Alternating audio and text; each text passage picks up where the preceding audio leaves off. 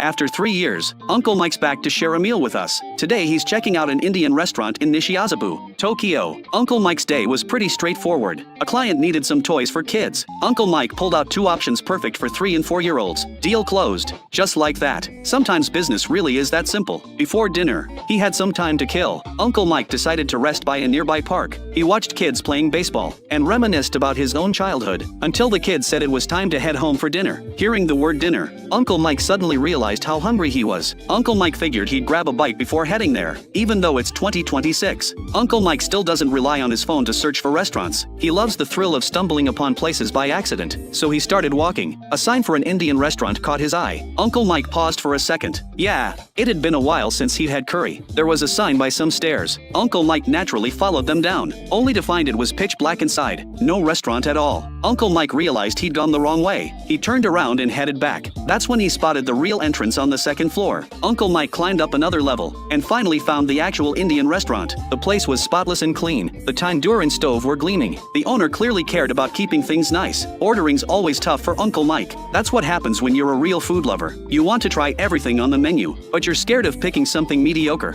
After wrestling with the decision, Uncle Mike went with tandoori chicken leg, tandoori shrimp, lamb curry, saffron fried rice, and an Indian chai. This is India's signature cooking method, marinating ingredients in yogurt and spices for hours, then throwing them into a clay-lined cylindrical oven. That oven's called a tandoor. Seeing this process, Uncle Mike knew it'd take time, so he ordered some papadums to tide him over. Super thin and crispy. The shards scatter everywhere when you bite down, but they taste great. Just as Uncle Mike was getting impatient, the tandoori chicken arrived. The owner rushed it over. The chicken skin was golden and crispy. Inside, the meat was tender and juicy. Uncle Mike took a bite. Definitely authentic. The curry spices were intense. The chicken leg wasn't huge. Uncle Mike polished it off pretty quick. He even gnawed the bone clean. Nothing wasted. Next came 2 tandoori shrimp. Same cooking method as the chicken. Uncle Mike picked up a shrimp. The meat was springy and chewy. The curry flavor was rich and warm. You could taste that char from the fire. The restaurant's yogurt sauce was made from vegetables and yogurt, mixed with various spices and fresh herbs.